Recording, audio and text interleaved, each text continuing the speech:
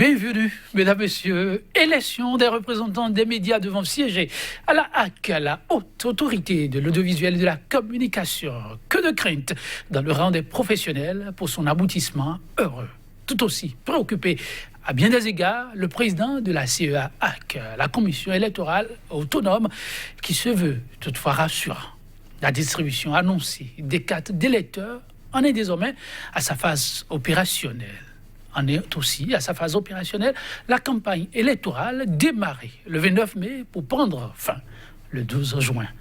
Mais sans un report est officiellement annoncé du jour du scrutin, le 1er juin.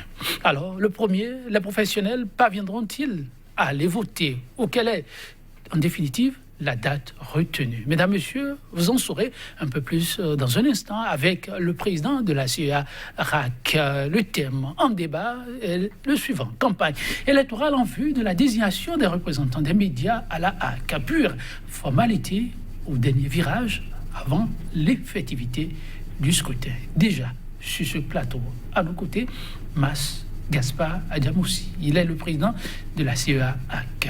Mas Gaspard Adiamoussi, bonjour. Bonjour. Et merci pour la disponibilité. C'est nous. En face de lui, Marcel Zoumeno. Le professionnel des médias est sur ce plateau aujourd'hui en sa qualité de secrétaire général de l'ODEM, l'Observatoire de déontologie et de l'éthique dans les médias, aussi très préoccupé par le déroulement du processus. Marcel Zoumeno, bonjour. Bonjour Joël, bonjour aux téléspectateurs de Sika TV. Merci aussi d'être là. À nos côtés, élection des 3 représentants des médias à la prochaine mandature de la haute autorité de l'audiovisuel et de la communication. Les candidats en lice peuvent désormais battre campagne. La CEA-HAC a officiellement lancé le coup d'envoi. Et c'était avec vous, en personne, Mas Gaspard Adiamoussi. Exactement. Ah oui, une campagne qui a été lancée, qui pour certains frise juste une démarche pour endormir le grand nombre. Lancer une campagne alors qu'officiellement on n'est pas informé d'un report du calendrier électoral, des confrères s'interrogent. Oui, et merci donc pour cette opportunité que vous nous offrez de lever l'équivoque sur un certain nombre de comptes vérités qui se répandent un peu dans l'opinion à dessein.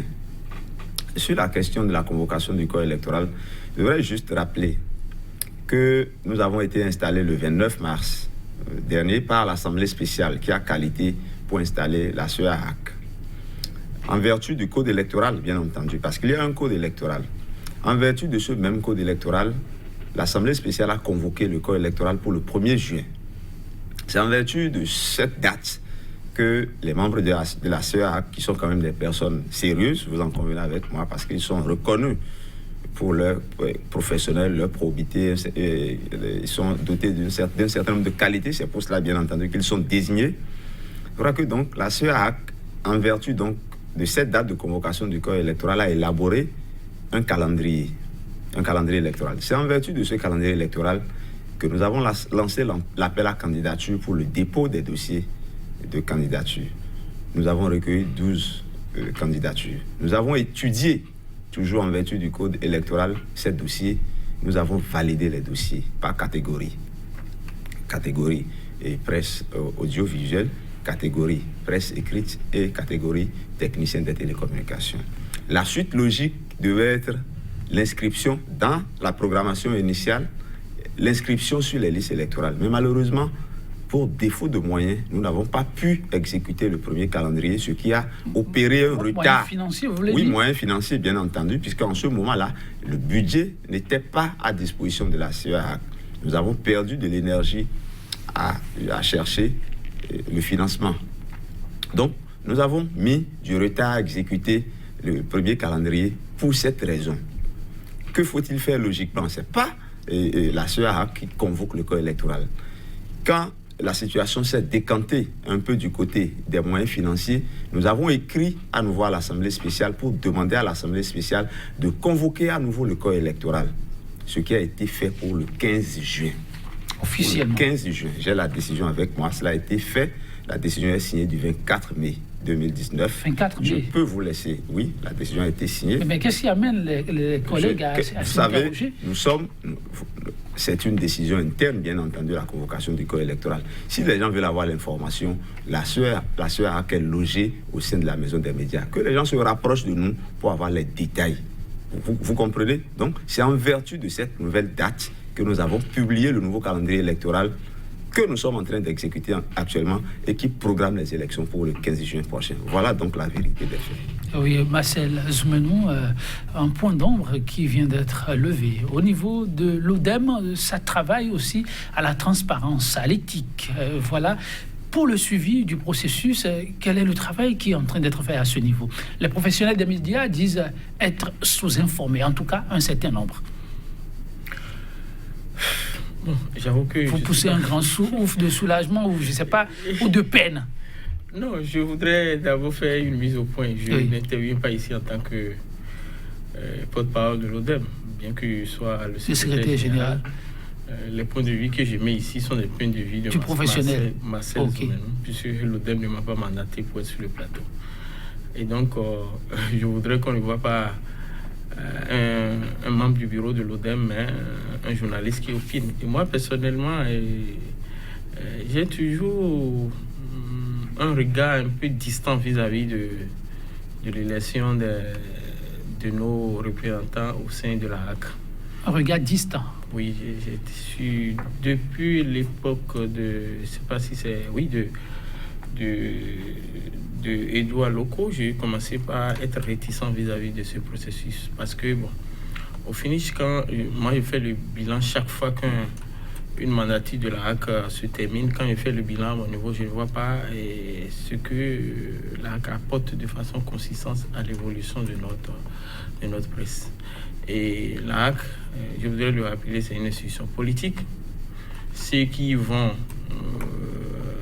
même nos confrères qui y vont, prennent les postures politiques quand ils y sont. D'ailleurs, ils sont entourés de politiques. 6 parmi eux sont désignés par les politiques. Les 3, quand ils y vont, ils ont des postures politiques. Et vous vous rappelez que c'est pendant cette mandature qu'il y a eu des atteintes graves à la liberté de presse. Je ne parlerai pas du cas de la Nouvelle Tribune pour me montrer égoïste, mais vous savez que avant la Nouvelle Tribune, il y a Sika TV qui a été fermé par cette HAC. Et je me rappelle très bien que quand les problèmes s'étaient posés, il y avait une marche que l'UPMB avait organisée. On voulait faire un sitting au sein, et c'est sur ordre, nous a-t-on dit, du président actuel de la HAC, qu'on a été vidés comme des malpropres. Les militaires nous ont escortés de la HAC jusqu'à hauteur de Carrefour Soneb avant de nous accompagner jusqu'à la bourse du travail avant de se retourner. Et j'ai reçu un choc ce jour-là. Je me suis dit qu'il fallait que nous fassions notre combat autrement. Pour moi, le combat devait être fait au sein des organisations fêtières. C'est encore là qu'on peut régler réellement nos problèmes. La HAC, c'est une institution politique. Sa mission constitutionnelle, c'est de protéger la liberté de presse, mais je ne suis pas sûr qu'elle est restée dans cette ligne que la Constitution lui a tracée. Donc, tout cela fait que je suis de plus en plus réticent. C'est vrai que je suis un électeur. Je viens même, avant de venir ici, je suis allé retirer ma carte d'électeur, je vais voter.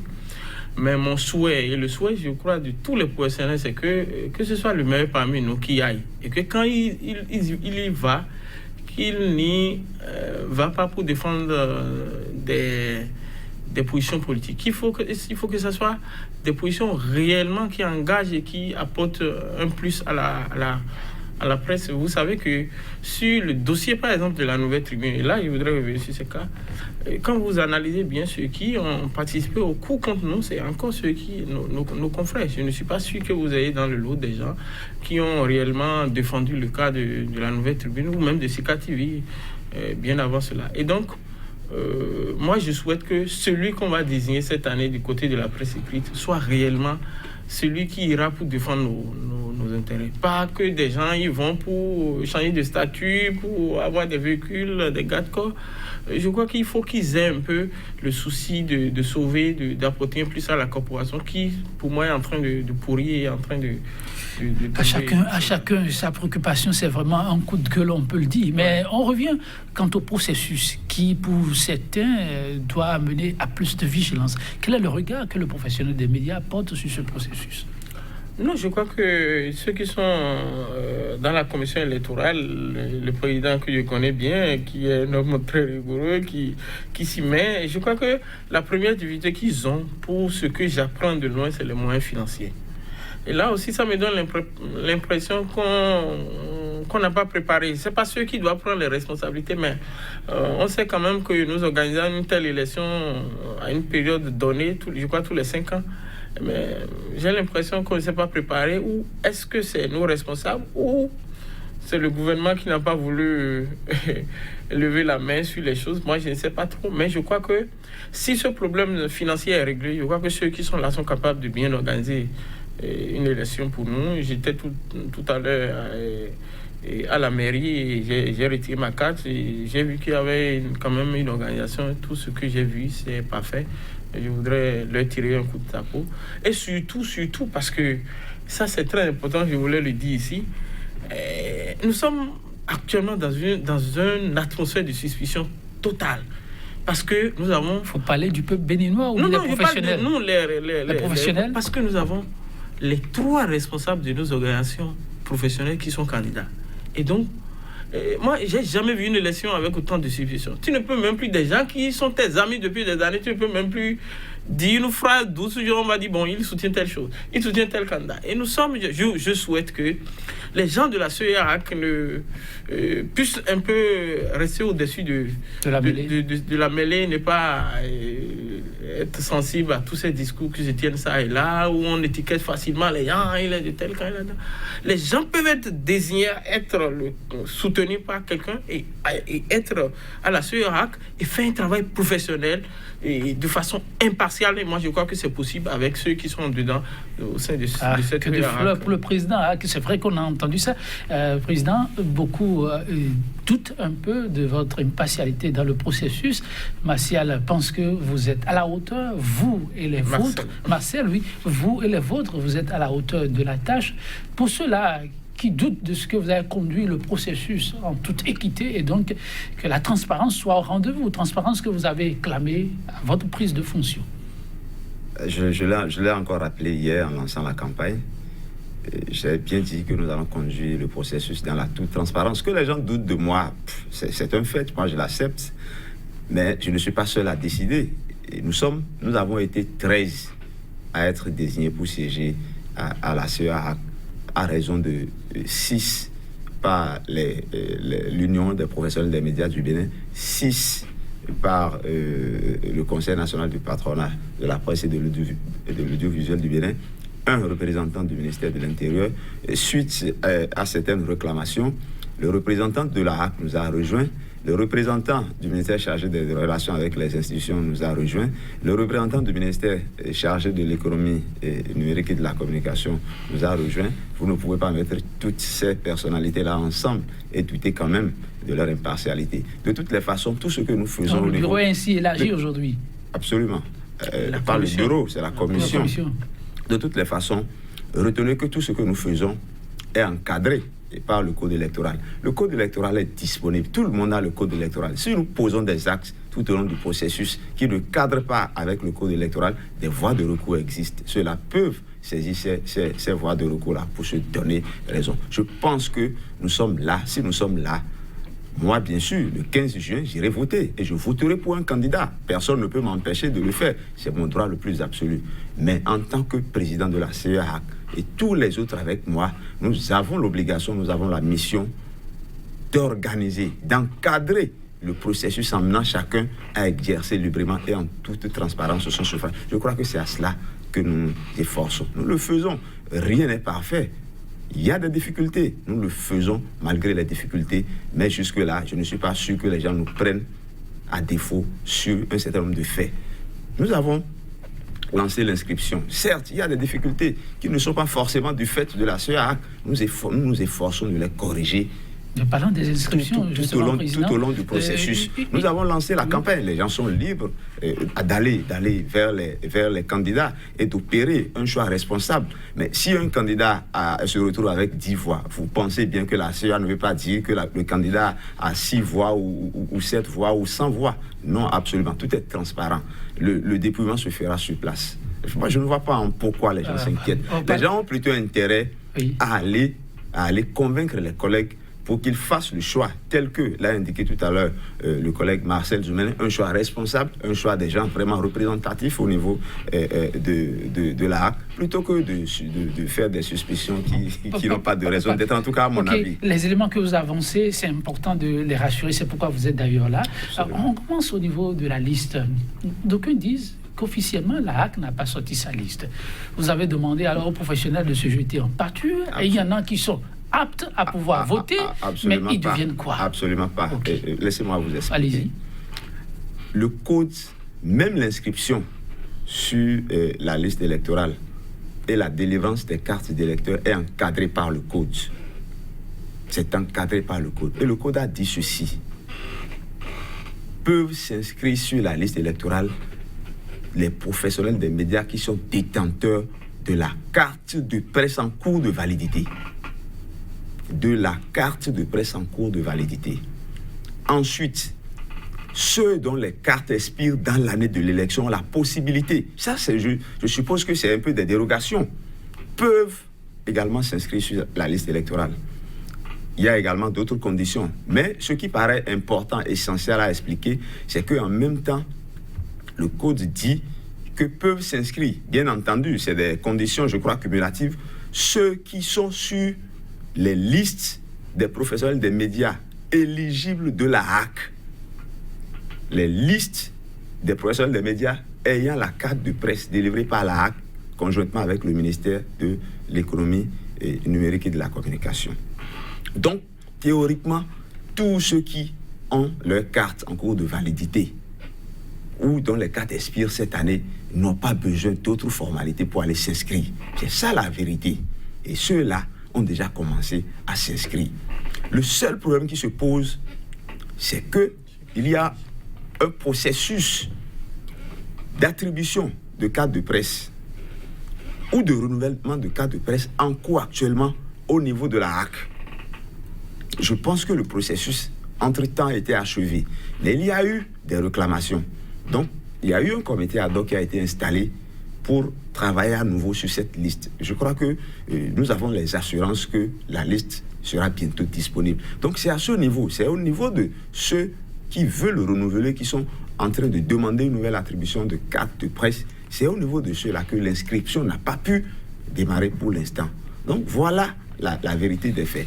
Mais étant donné que nous avons déjà reporté les élections une première fois, du 1er juin au 15, et que les délais, parce que c'est aussi ça qui est important, c'est ça que les gens doivent savoir. Aujourd'hui, les délais courent. La loi organique dit qu'un mois avant l'expiration du mandat des actuels conseils, qu'on doit pouvoir déjà opérer l'élection. On est en retard. Bien sûr, le 15 juin, on peut rester dans les délais si nous faisons les élections le 15 juin. Ça nous amène à resserrer un peu les délais. Nous n'avons pas touché à la période de la campagne électorale pour ne pas gêner un peu les candidats. Ils ont les 15 jours. Au niveau de l'inscription sur les listes électorales, au lieu de 10 jours, nous en sommes à 7, puisque nous avons lancé le lundi 27 et pour finir le dimanche 2. Donc voilà les délais qui nous pressent et qui nous ont amenés, puisque si nous attendons indéfiniment la liste de la HAC, ça suppose donc que le processus sera grippé. Nous avons donc lancé le processus d'inscription et nous espérons que d'ici quelques jours, nous allons rattraper. Nous sommes autant préoccupés que ceux qui pensent, pourquoi empêcher des professionnels d'aller exercer leurs droits? Absolument pas. Donc cela se fera. Je rassure les collègues, ils n'ont pas. L'assurance que vous donnez aujourd'hui à ceux-là qui sont dans le processus de renouvellement de la carte, les amènera à avoir le carte avant le jour J. Ils n'auront pas, je l'ai expliqué, ils n'auront certainement pas la carte, mais il y aura une liste d'éligibles qui permettra de les inscrire sur certains. Absolument, je vous rassure. Marcel Zoumene, voilà autant d'éléments que beaucoup n'avaient pas. Ceux qui se plaignent... Vous êtes sûr qu'ils ne l'ont pas? Certains ne l'ont pas. Et je le dis, mais il y a certains, c'est de mauvaise foi qu'ils disent ce qu'ils disent là. Ça, je peux vous le confirmer.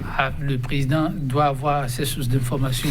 Voilà, c'est important d'apporter des clarifications parce que, comme vous l'avez dit, l'environnement est à une suspicion qui ne dit quand même pas son nom.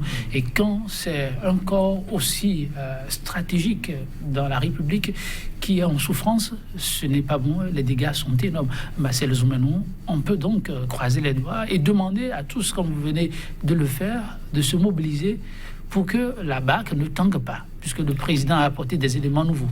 Tout à fait, oui. Ben, les éléments nouveaux, mais c'est pas si nouveau que ça, puisque les années antérieures, c'est à peu près comme ça que ça s'est passé. Donc, moi, je me rappelle qu'il y a 5 ans, qu'il y avait ce même débat de les gens éligibles, et tout ça là. Donc, ce qui est clair, quand tu as ta carte de presse en cours de validité, tu vas voter. C'est moi, mon cas.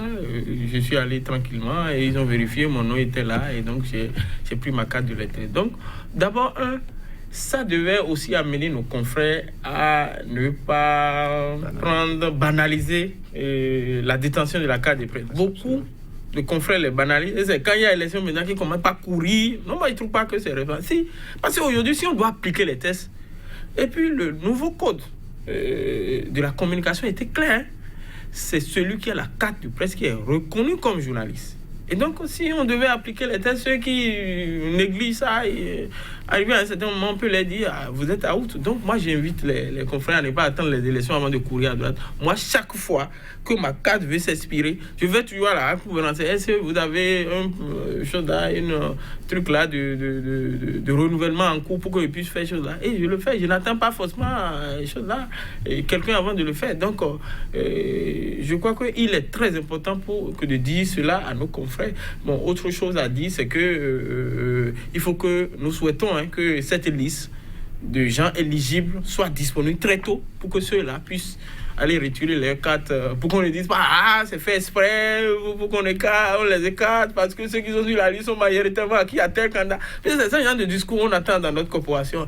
C'est parce qu'ils sont majoritairement acquis à tel candidat qu'on veut les écarter, encore qu'on ne maîtrise pas le scrutin, le vote étant secret. Si tel est le cas, ce que je ne souhaite pas, la liste sera bien entendu disponible, mais ce ne serait pas le fait de la CEA, vous convenez avec moi, puisque ce n'est pas la CEA qui met cette liste-là à disposition. Bon. Alors, la question et l'autre qui pose problème, que vous avez aussi évoqué, c'est celle de financement. Aujourd'hui, la CEAC dispose-t-elle de l'essentiel pour pouvoir conduire le processus convenablement, où quelques miettes ont été mises à disposition, quitte à faire un rattrapage en cours de route? Je crois que ce qu'il faut retenir, c'est que nous avons l'essentiel pour avancer. Nous avons l'essentiel. Dans un premier temps, vraiment, ça a été difficile. Vous nous avez écouté un peu sur les médias, nous avons tiré la sonnette d'alarme, mais je crois que sans plus aller dans les détails, je peux vous assurer que nous irons jusqu'au bout du processus avec ce que nous avons. Sûr et certain. On fera l'effort d'aller au bout. C'est la deuxième aussi. Beaucoup, ou certains, pensent, et vous les avez aussi suivis, et que s'il y a eu ces flottements, et d'autres qui pourraient advenir, mais c'est important que vous tenez des propos rassurants, parce qu'on en a besoin. Ceci aurait été ceci serait la cause d'une certaine préparation, pour prendre l'expression la plus simple, et que d'autres seraient là à tirer les ficelles pour que l'on n'arrive pas au renouvellement dans les règles de l'art, parce que chapeauté par un certain nombre de responsables de structures fertières. Non, j'avoue que je n'ai pas bien compris la question. Vous n'avez pas bien compris. Non, il faut mieux être précis. Si aujourd'hui, oui, la CEAC en est à ces balbutiements qui ne sont que des difficultés mineures, si on vous suit très bien, et c'est parce que au départ, on n'a pas pris les taureaux par les cornes. Mais ceci n'est qu'une raison parmi tant d'autres. Vous serez tenu par un certain nombre de responsables en lice pour la compétition. Et le vous aimez pour la CEA ou pour ma personne? Vous pour la CEA. Et vous en première position, puisque vous êtes la tête. Je ne sais pas. Moi, je ne connais pas.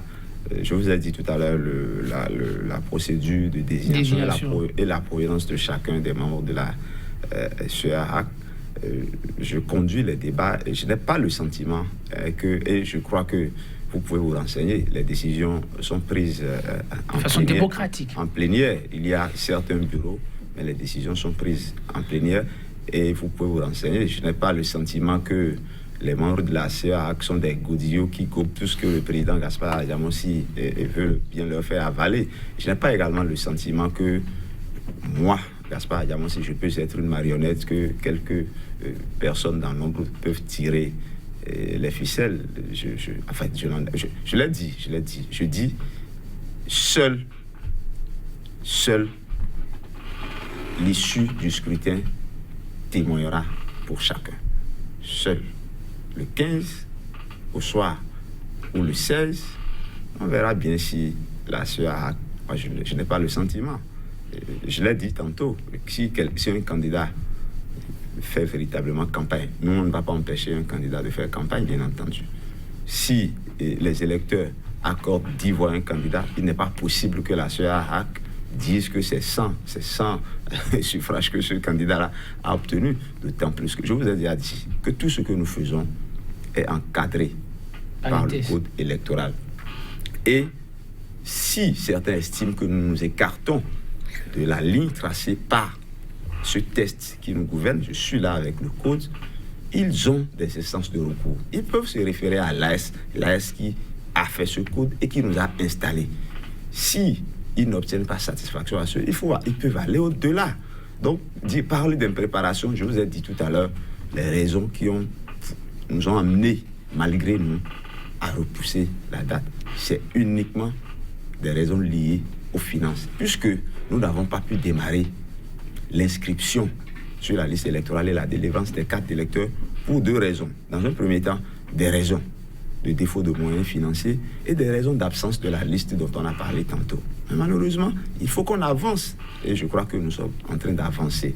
Les gens nous suivent très bien. Quand vous parlez d'impréparation ou de balbutiement, moi je n'ai pas le sentiment, je vous ai dit tout à l'heure que tout n'est pas parfait, mais observez bien que nous conduisons le processus comme il faut.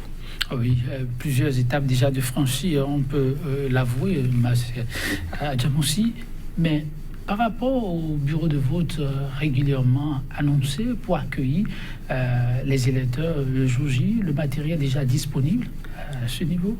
Oui, merci pour cette question. Je voudrais aussi préciser que hier, il ne s'est pas agi uniquement de lancer la campagne électorale, puisque nous avons invité les candidats, et tous les candidats d'ailleurs, et nous avons procédé au tirage au sort par rapport à leur position sur le bulletin unique. C'est vous dire que par rapport à l'interrogation et au titre de l'émission, c'est la réalité qu'il y aura élection le 15 juin. Ça, il faut rassurer un peu tout le monde. Maintenant, par rapport à votre question, même les centres de recensement et de vote sont définis dans le code électoral. Donc là même, il n'est pas question que nous autres, et c'est dit dans le code qu'on ne veut pas en ajouter. C'est dit dans le code qu'on ne peut pas en créer. Donc, les centres de vote sont au niveau de Cotonou. C'est Cotonou 1, la mairie de Cotonou, et Cotonou 2 à Apapa. Dans l'Atlantique, c'est la mairie de Calavi et la mairie d'Alada. Dans l'Ouémé, c'est la mairie de Porte-Novo et la mairie de Pobé. Dans le Mono, c'est Aplahoué et Lokosa. Dans le Zou, c'est Boycon et c'est Dassa-Zoumé. Et dans le Borgo à Libori, c'est Parakou et Kandi. Dans la Takora Donga, c'est Djougou et Natitengu. Donc, c'est en ces lieux qu'il y a les centres de recensement. Et c'est en ces mêmes lieux que nous allons procéder au vote. Vous avez parlé tout à l'heure du matériel. Pour ce qui est du matériel lourd, à savoir, je ne vais pas les détails, à savoir les urnes et par exemple les isoloirs, nous avons, dès notre installation, demandé une audience et rencontrer les responsables de la Sénat. C'est eux qui mettront ce matériel à notre disposition et je crois que tout est presque réglé à ce niveau-là. Nous aurons le matériel de ce côté-là également pour assurer le vote. Donc, ceux qui pensent que nous ne nous préparons pas, non, ils se trompent bien entendu. Si nous avons pu rencontrer la ministre, échanger avec elle sur les aspects de l'organisation, si nous avons pu être à la HAC, échanger sur les aspects de l'organisation, si nous avons pu être à la Sénat, si nous avons pu faire toutes ces rencontres-là, c'est bien entendu pour vous montrer que le processus n'est pas seulement conduit par nous que vous voyez. Il y a ceux qui suivent et qui essaient de voir comment les choses vont bien. Et contrairement à ce qui avait été annoncé, c'est notre ministre de tutelle qui s'est plié en 4 pour que nous ayons ce que nous avons actuellement et pour pouvoir tenir le pari de l'organisation de cette élection-là. C'est vous dire donc que s'il n'y a pas quelques garanties que nous faisons ce qu'il faut faire, on ne pourrait pas être là où nous en sommes pour l'organisation, pour tenir le pari de l'organisation de ce scrutin. Marcel Zoumenou, alors, des propos définitivement rassurants pour tourner la page de la polémique et regarder ensemble dans la même direction. Oui, tout à fait. La polémique, moi, je ne savais pas d'où ça venait. Et bon, moi, je viens de dire, je l'ai dit tout à l'heure, qu'il faut faire confiance à ceux qui sont dans cette CEA. Je les connais presque tous, mais je sais que c'est des très bons professionnels. Si les problèmes de moyens sont réglés, qui feront du bon travail. Je n'avais pas de doute sur ça. Bon, le reste, c'est que nous sommes dans un environnement de suspicion où on étiquette facilement les gens de ça et ça. Et donc, c'est ça qui pollue un peu l'atmosphère et qui fait que ceux qui ont intérêt à envoyer des fake news, excusez-moi le terme, dans le circuit pour perturber les gens, le font à merveille. Et je crois que plus la CEA communique, et je crois que cette option aussi est une bonne option, plus elle communique, plus ça va dissiper un peu les doutes et les suspicions. Ce que je voudrais... Vous savez... la question de la communication, oui. Vous avez certainement des clarifications à apporter à ça. Parce qu'il est beaucoup reproché à la CEA. Je voudrais d'abord dire ceci. Oui. Vous savez, nous ne sommes pas perturbés par ce que vous appelez les polémiques. Nous, c'est une élection. Il y a des enjeux. Vous ne pouvez pas empêcher les gens d'aller dans différents... débat dans tous les sens possibles. On ne peut pas empêcher. Ce que nous pouvons faire, c'est ce que nous faisons. C'est de donner la garantie à tout un chacun que nous ferons les choses comme il faut. Si nous ne le faisons pas, ils ont les moyens, les voies qu'il faut pour s'en prendre à nous. Sur la question de la communication, je crois que nous faisons ce que nous pouvons. Nous sommes logés dans l'enceinte de la maison des médias Thomas Meillansan. C'est pas perdu, c'est la maison de tous les journalistes. Si vous avez besoin d'une information, je crois que nous sommes là presque tous les jours, de 8h au moins à 18h. Si quelqu'un a besoin d'une information en dehors de ce que nous avons l'habitude de mettre sur la place publique, la personne peut se déplacer vers nous et avoir la vraie information. Maintenant, à côté de ça, mettre tout ce qu'il veut. Mais dire que il n'y a pas un refus de communication à notre niveau. Ce qu'il faut faire, nous le faisons. Peut-être que nous ne le faisons pas assez. Nous allons peut-être prendre en compte ces aspects et essayer d'améliorer ce qui se fait actuellement. De la situation géographique du bureau, beaucoup disent qu'ils connaissent là où se trouve la commission elle-même. Mais maintenant, à celui qui est à Tchoumi, ne lui demandez pas de venir vers vous.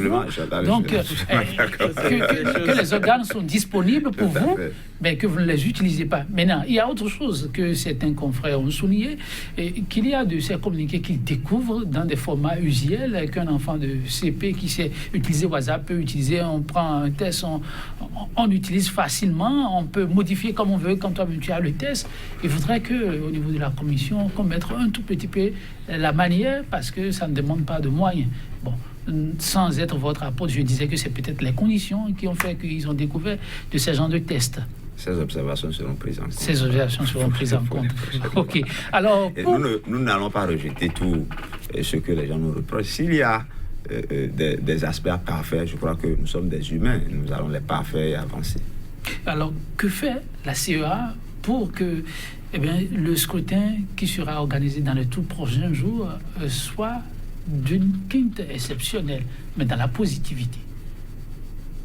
C'est ce que nous faisons déjà. C'est ce que nous faisons déjà. Je vous ai déjà dit, la campagne est lancée, les candidats vont à l'assaut de l'électorat. Nous, ce qui reste à faire, c'est mettre le matériel, disposer le matériel dans les centres de vote, essayer de faire ce qu'il faut. La liste électorale, nous avons des délais également pour publier la liste provisoire et recevoir les réclamations et mettre à disposition la liste définitive qui servira à faire le scrutin. Il y a également des questions qui sont liées à la sécurité des opérations de vote. Je crois que nous verrons sur tous ces aspects pour que les choses se passent et comme cela se doit. Marcel Zoumenou, je reviens un peu vers vous. Lorsque on a quand même apparemment affaire à des hommes suffisamment ouverts, qu'on fait, comment pour que du dehors, on n'ait pas l'impression qu'une fois encore, c'est comme du déjà vu d'un autre monde, des politiques, parce que ça ressemble beaucoup à ça. On a comme l'impression que les professionnels des médias sont en train de faire vivre la scène des politiques aux citoyens, ce qui était vraiment déplorable. Vous n'avez pas eu cette impression. Cette impression, si on doit comparer ce qui se passe actuellement à ce qui s'est passé au plan national, pour les dernières élections. Oui. Non, je n'ai pas cette impression. Ok, c'est important. Jusque-là, je n'ai pas connaissance de quelqu'un qui a voulu être candidat et qui a été exclu.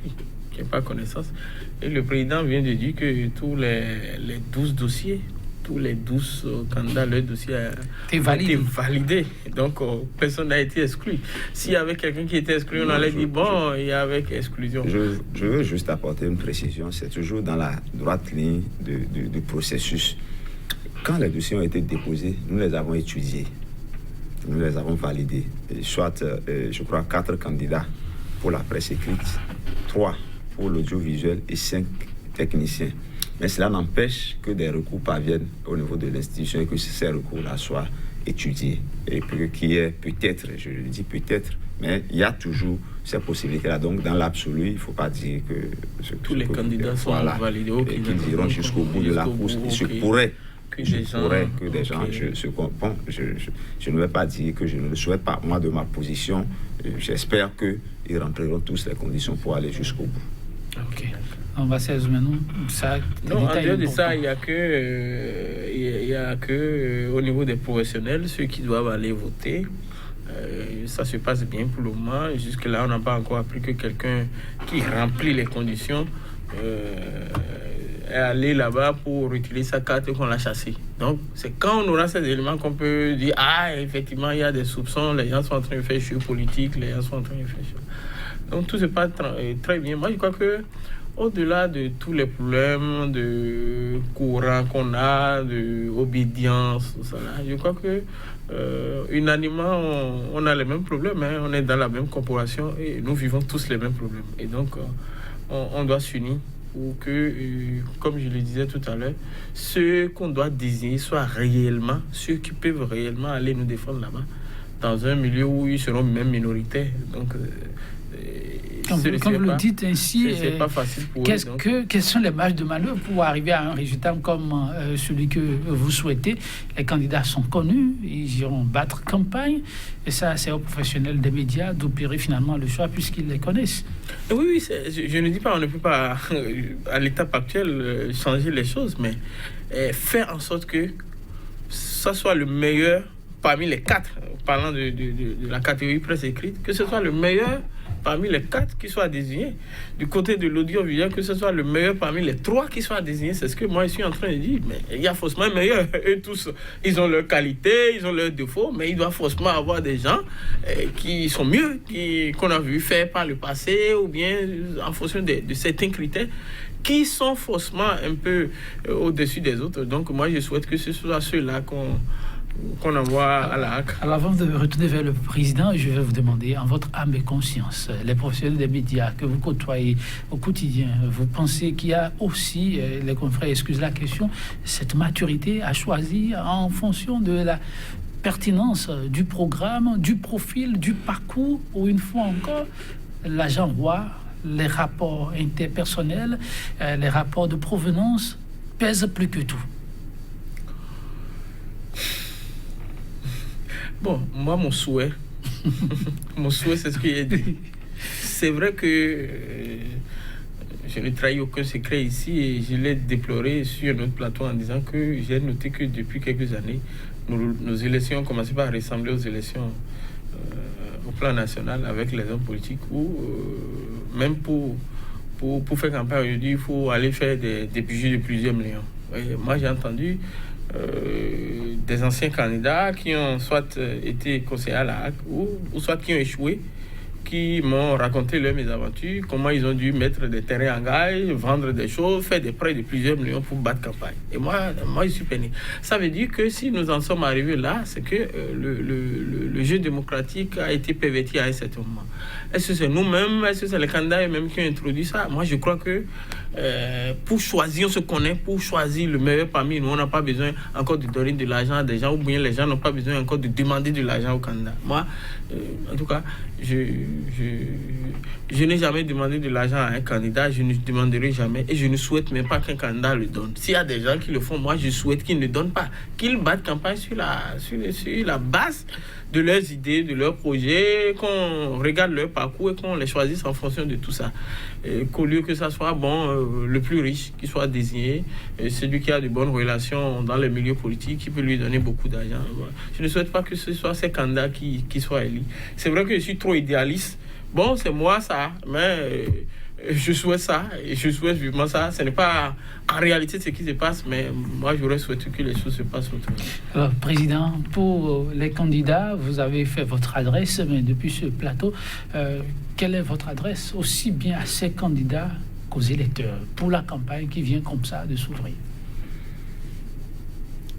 Non, pour les candidats, je crois que ils savent qu'il y a, même en cette période également, des prescriptions du code qu'ils doivent pouvoir respecter.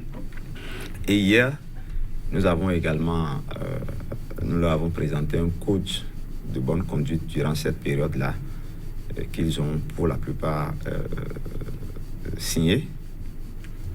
Ce qui veut dire donc qu'ils se sont engagés à observer quelques règles classiques pendant cette période, à savoir la confraternité, à ne pas faire la campagne au-delà des heures de campagne, à veiller à la sécurité des lieux où ils tiennent leurs réunions électorales. Nous leur avons rappelé un certain nombre de principes à travers ce code qu'ils ont adopté. Je les invite tout simplement à faire en sorte que nous soyons en phase, qu'ils soient en phase avec le code électoral, qu'ils soient également en phase avec nous autres au niveau de la commission électorale autonome pour la HAC. En ce qui concerne les collègues, c'est vrai qu'ils sont préoccupés. Nous le sommes également avec eux, notamment par rapport à l'inscription sur les listes électorales, par rapport à la liste en attente. Je voudrais juste leur dire que nous ferons en sorte que tous ceux qui, au terme du code électoral, ont le droit de s'inscrire et qui le souhaitent, on fera en sorte que cela puisse s'inscrire pour participer à l'élection du 15 juin prochain. Ça, je tiens à les rassurer par rapport à ce fait-là et par rapport à notre volonté de faire en sorte que cela soit ainsi. Ça reste un vœu plus que cher au président. Absolument. Alors, Marcel Soumenou, qui parle de campagne, c'est vrai, on ne voit que les candidats, mais les électeurs ont aussi un rôle à jouer. Vous, qui à l'entame avez dit, regardez tout ceci avec un œil, je dirais pas de dédain, mais avec un peu de recul, restez quand même très attaché à un certain nombre de principes. Est-ce qu'on vous verra avec un certain nombre de professionnels des médias partageant la même vision que vous, peut-être trop idéaliste, à aller en campagne de salubrité afin que ce soit les valeurs que vous voyez les mieux pour la corporation qui puissent prendre le dessus sur tout? Bon, c'est délicat parce que... Vous resterez dans votre coin et regardez faire, irez voter juste pour celui qui vous pensez... Je ne serai pas, ce qui est sûr et clair, je ne serai pas dans le dispositif de candidats. Les 4, je les connais, je discute avec eux, je vais choisir quelqu'un, mais je ne sais pas dans les dispositifs de campagne ou bien le dispositif d'un candidat. C'est vrai que j'ai un peu plus d'affinité avec certains que d'autres, mais je reste pour le moment un peu distant de ça, pour la simple raison que c'est la posture que j'ai choisie. Je vous ai dit au début que au finish, je ne vois pas trop ce que ça apporte à la corporation. Et deuxième chose, c'est que je voudrais mieux préserver ma casquette de secrétaire général de l'ODEM. C'est vrai que ça ne m'empêchait pas d'être du côté, mais c'est la posture que j'ai choisie pour que demain, on n'a plus beaucoup de temps. Vous voulez conclure en disant... Non, je souhaite que tout se passe bien. Je souhaite que l'enrôlement sur les listes électorales se déroule très bien, qu'il n'y ait pas de problème et que tous les soupçons que nous entendons ça et là soient dissipés. Et que le 15, nous irons choisir les meilleurs parmi nous, les 3 meilleurs parmi nous, pour nous représenter. Merci à vous. Même si je continue de dire qu'ils ne nous apporteront pas grand-chose. Oui. Monsieur Adjamonsi, la mission est à sa fin. Ultime message pour tous. L'ultime message, c'est encore une fois de rassurer les uns et les autres. Notre rôle, c'est de créer les conditions pour qu'ils aillent exprimer leur faute le 15 et je crois que nous le ferons. Merci à vous, chers téléspectateurs. Merci aussi pour la complicité. Un grand merci au réalisateur du jour, Juste Don Issou. Je vous fais compagnie sur cette citation de Saint-Exupéry. Je le cite. La vie crée l'ordre, mais l'ordre ne crée pas force. Bonne suite de méditation chez vous et à très bientôt pour notre plateau de 100% BD. Au revoir.